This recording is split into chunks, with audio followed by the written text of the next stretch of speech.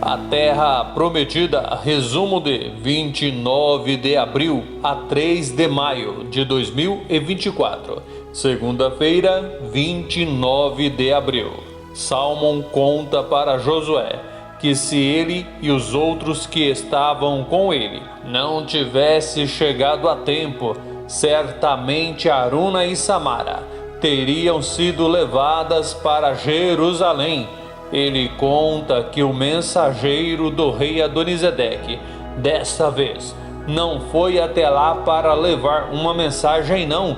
Diz que dessa vez ele queria levar Aruna com ele e provavelmente Samara também. Ele conta o que aconteceu com Maquir e com os outros também, já que ele explica para o líder que eles tiveram muitas baixas. Josué fala que é lamentável aquilo ter acontecido e em seguida pergunta para Samara e para a esposa por que elas se afastaram do acampamento. Na maior cara de pau, Samara finge que inocentemente ela fez um convite a Aruna, já que finge que nem passava pela cabeça dela que elas estariam correndo perigo. Ela fala para Josué que convidou Aruna para ir orar com ela lá no altar do Monte Ebal. Aruna fala para o esposo que ela pensou que elas estariam seguras, já que estavam com a escolta dela. Salmão diz que felizmente eles estavam passando lá por perto. Josué fala para Salmão que só pode ter sido Deus que guiou eles até aquele lugar, pois graças a eles estarem lá perto é que Samara e Aruna estão ali de volta no acampamento. E em seguida pergunta para Samara que ideia foi aquela de orar em um lugar tão isolado. Ele diz que depois do que ela acabou de passar, ela jamais poderia querer se arriscar.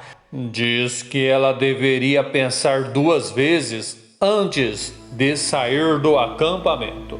Samara fala que ela só quis ir até o Monte Ebal para agradecer a Deus por ela ter voltado para o acampamento. Josué pede para as duas não saírem mais do acampamento. Huni conta para a esposa o que aconteceu, conta que Maquir salvou a vida dele, fala que o arrependimento dele realmente era verdadeiro. Livana diz para o esposo que ela se sente muito mal por não ter acreditado que Maquir realmente havia se arrependido. Terça-feira, 30 de abril, Quemuel conversa com Leia e inocentemente ele fala que está gostando de ver a atitude de Samara com Tobias. Diz que ela está o surpreendendo, pois ela sempre só pensava nela mesma e dessa vez ela está pensando no irmão. Fala que é muito bom ela passar mais tempo com ele. Diz que quem sabe assim o filho deles não se recorda do passado mais rápido. Já Leia, conhecendo bem a filha que tem, diz para o esposo que ela está achando aquela atenção de Samara um pouco excessiva.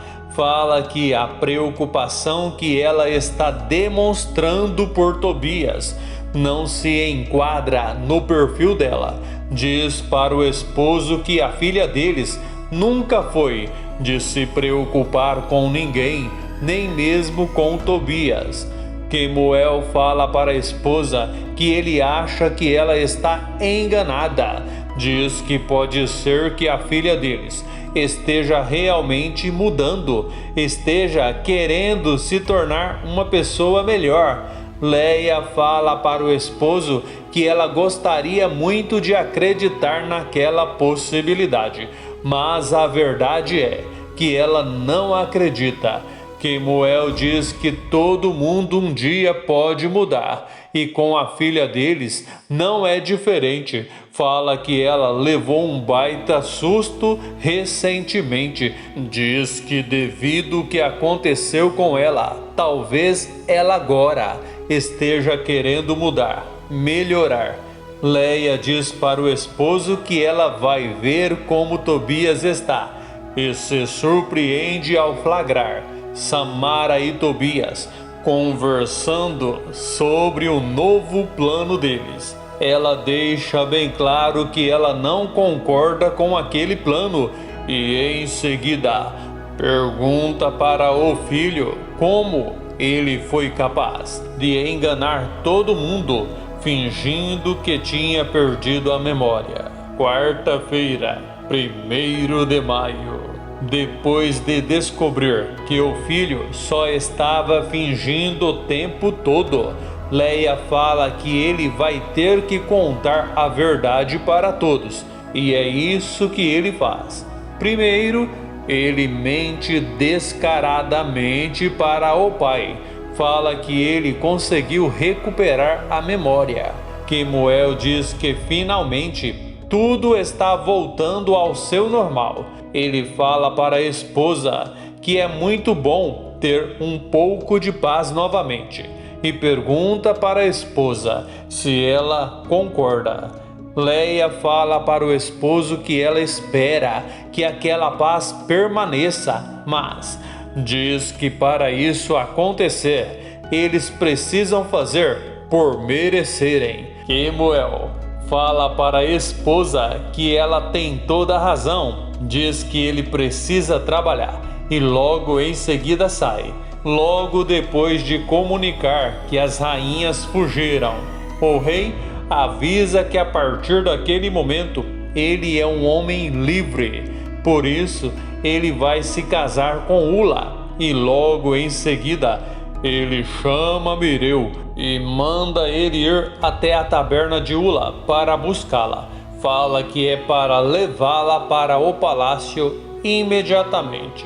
Sem saber o que fazer, Mireu fala que ela está trabalhando. O rei diz que a partir daquele momento ela nunca mais precisará trabalhar.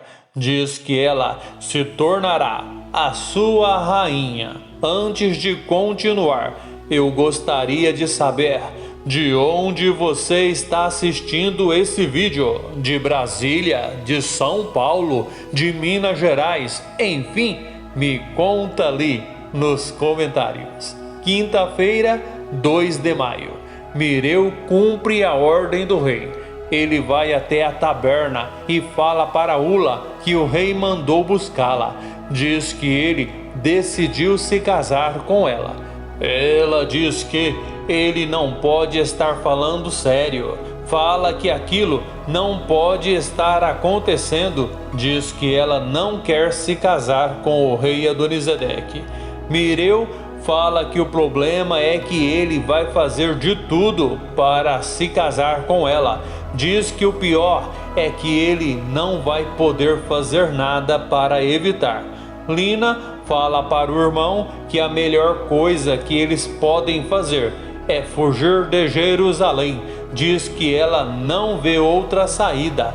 Ula gosta do que escuta e pergunta para Mireu se ele topa. Ele fala que bem que ele gostaria, mas diz que não vai poder e em seguida conta que o rei mandou outros homens ir com ele.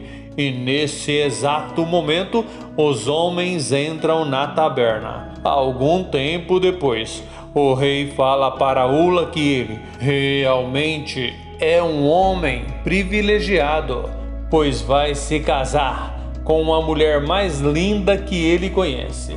O rei vai se preparar para o casamento quando de repente descobre que a filha fugiu e deixou bem claro que só volta para o palácio depois que ele fazer a escolha dele. Fala que se ele se casar com Ula, ela nunca mais voltará. Sexta-feira, 3 de maio. O rei vai falar com Ula e avisa que o casamento será adiado.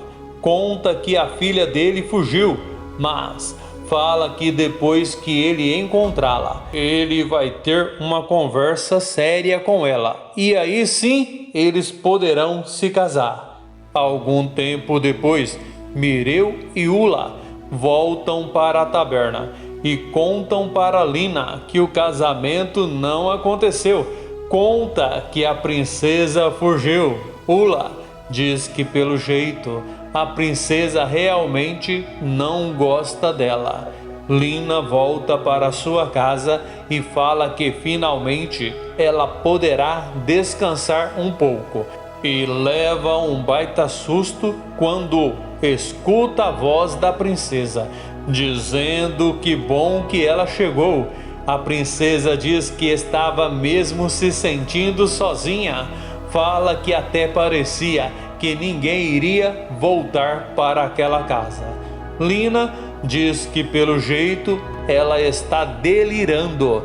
Fala que a princesa na casa dela não faz o menor sentido e em seguida pergunta para a princesa o que ela está fazendo lá e se surpreende ao escutar a princesa falar que ela vai ficar lá até que o pai dela desista de se casar com Ula. Se assistiu o vídeo até o final, que tal deixar o seu joinha, fazer o seu comentário, inscrever-se e ativar o sininho para que o YouTube te avise toda vez que eu postar um novo vídeo aqui no canal.